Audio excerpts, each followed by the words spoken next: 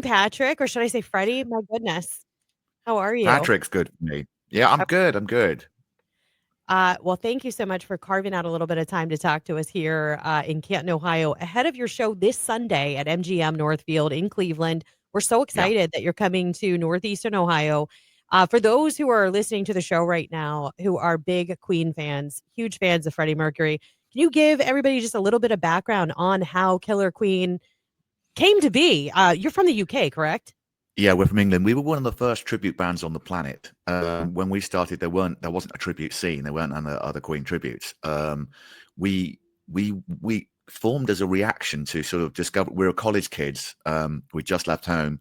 We discovered that we all liked Queen as well as the Beatles and various other bands and Bowie and things like that. And then Freddie, we got the news that Freddie had died, and we went into a sort of collective shock and grief and started playing the songs to each other just because we felt like we had to, it was like a thing, it was part of processing, I suppose, and just working out what awful thing had happened to him. And then it sort of morphed into sort of, I'd always been a vocal mimic, so I'd been mimicked John Lennon, I'd mimicked Paul McCartney, Lou Reed, David Bowie, and I'd also tried my hand at Freddie. And I also discovered if I could look a bit like him too, if I sort of coloured my mascara, borrowed my mother's mascara and coloured my moustache in, So we thought, well, listen, there's this one band that's doing Bjorn Again, called Bjorn Again, that does ABBA. Maybe we should do a concert for all our friends and college kids that just missed out on seeing Queen. Maybe we'll just do a concert or two and celebrate Queen. And because we'd never been to a concert, so it'd be feeling like our own personal kind of send off and just an exciting, thrilling thing to do, but also a bit scary because we didn't know whether people would like this thing or not, because it was, as I say, there was no tribute scene. Anyway, we did the one concert. The concert went incredibly well, and then it led to extraordinary things. We were offered the West End, which is like Broadway, within a few months of that, and then we started winning awards. And then the weirdest thing happened is we got offered some arenas of Queen played at their heyday with Freddie, and we started selling those out with huge lighting rigs and pyrotechnics and ramps and risers and all that sort of fun.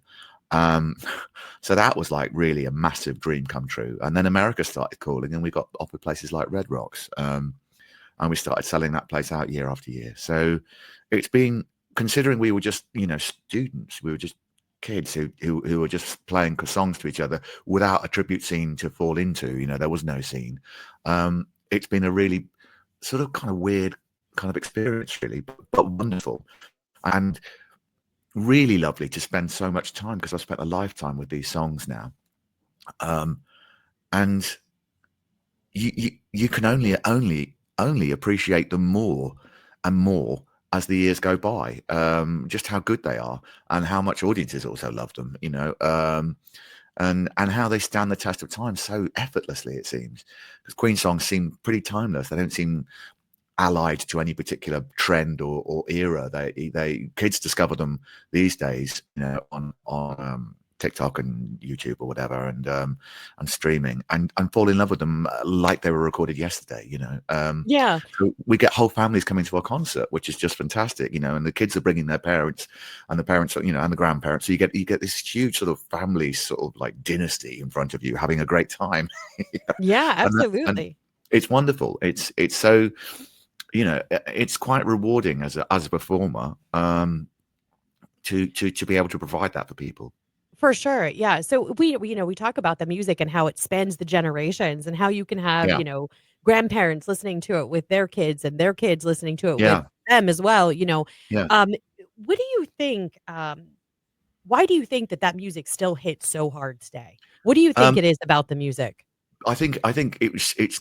I mean, the obvious thing to say about it straight away is it's very good and it's very diverse. You've got Sure. 4 writers writing, in all different kinds of styles, and they were always trying out new styles.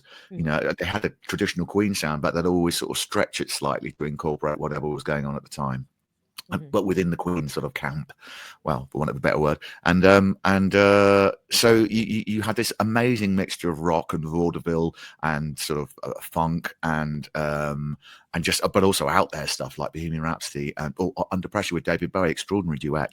Yeah. It was just so diverse, and it wasn't, as I was saying before, I don't think it was really ever it was never just glam rock. It was never just prog rock.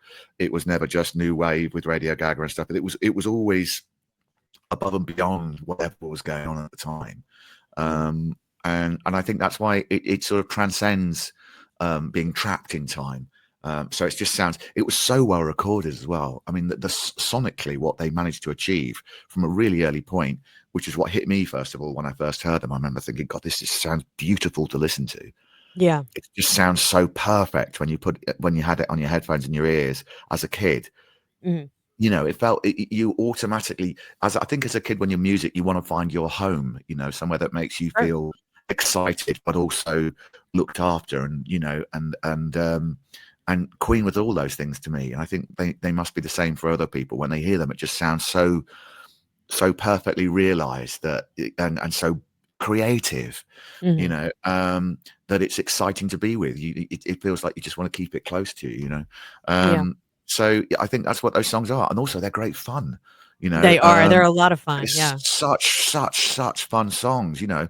Stuff like "Don't Stop Me Now" is just everyone gets, you know, throws their bags on the floor and starts dancing, you know. And Mhm. "We Will Rock You" with their hands in the air. Crazy Little Thing Called Love, Another One Bites the Dust. Such great dance tracks, you know. Yeah. So I mean, they've got so many different sort of emotions that you get from these songs. It's not just one thing. It's not just thrash metal like Stone Cold Crazy or something like that. It's Yeah. so many other things as well. So that it's like it's like the perfect tasting menu of music, you know, Mhm. because you get everything there, you know. So Yeah. if you love music and you love being excited, you're going to love Queen. Yeah, absolutely. Well, you've spent so much of your life really being a fan first and foremost of Yeah. Queen, and you know, I guess I have to ask you, if you could ask Freddie one question, what do you Oh, think it would be? I don't know what I'd ask him, but I just wish he was here and had let Of that course, music out of yeah. his heart, you know. I'd ask him for vocal tips, you know. How do you do that amazing thing Okay. with your voice, you know? And That's you a know, fair answer. but what I'd love to do is, if Freddie was here, I'd just love to watch him and the band create together. Um, you got they released they had an album called The Miracle, and then they released a special edition of it, and you can Mhm. hear them sort of gently refining songs and trying things out in the extra tracks, the bonus tracks that they had, and that to me was like gold dust. It was wonderful. And so if I was with Freddie, I just want to be a fly on the wall and just watch Freddie with all his friends, with all his best mates, with Brian, Roger, and John, all creating in a studio, and just watch the magic happen.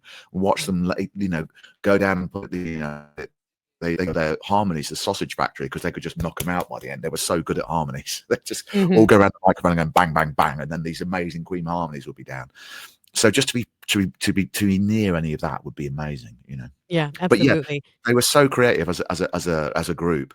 Um, you know, it would just be wonderful you know, to be in the room where that happened. You know, Yeah, there's some absolutely. great. There's some amazing footage on YouTube of them recording "We Are the Champions," sort of, and I think it's almost the take that you've heard, and they're all playing live in the studio together, and it's so electric. You know, the News of the World album is such a great album. It feels really like a band really kicking ass. You know, so Yeah. you know, wonderful stuff. Yeah, no, absolutely. You know, I have to ask because you perform these songs night after night. You keep the energy and you keep the fun and you Yeah. keep all of that going because of your passion for the band. But what song is your most favorite to perform when people come and sit in the Oh, audience? we don't always do this song in America, but we do love. I do love playing. Well, there's two songs. I mean, I love Bohemian Rhapsody because it's just it's a masterwork. It's extraordinary. But there's a song called "Days of Our Lives," which I think is a very moving song, and another one which is an extraordinary piece of work called "The Show Must Go On."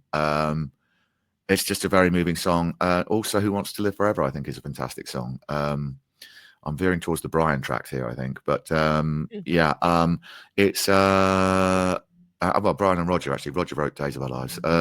So anyway, they've all. I mean, but they're all. It sounds sort of like I'm ducking the question, but there's something extraordinarily beautiful about all of the songs. A song like, I mean, we're called Killer Queen, but the song itself, Killer Queen, is a sheer delight. It's so inventive. it's got so many beautiful features and twists and turns, and it never ceases to stop developing as a song for you. It never sits back on its laurels. It's brimming with invention. The whole album, Sheer Heart Attack album, it's so fizzy with energy and creativity, and that's what I love about them. I love their creative drive, Yeah, wonderful. absolutely.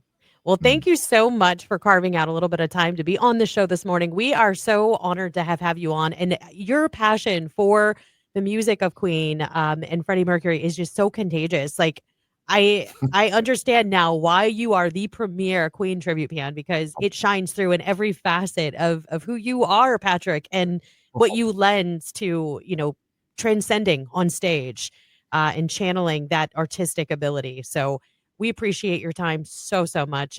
This weekend, if you are a Queen fan, even if you're not, and you just want to go see an amazing show, maybe a killer show, Killer Queen is hitting the stage at MGM Northfield Park this Sunday. You're able to get tickets, but you can also keep listening here to Q92, because we're going to give some of our listeners a pair of tickets to go see Patrick as Freddie Mercury and the amazing sound that they're going to bring to the stage. Patrick, I cannot thank you enough. I wish you the best on your tour. And thank you so much for spending some time with us here in Canton, Ohio. Hey, my pleasure.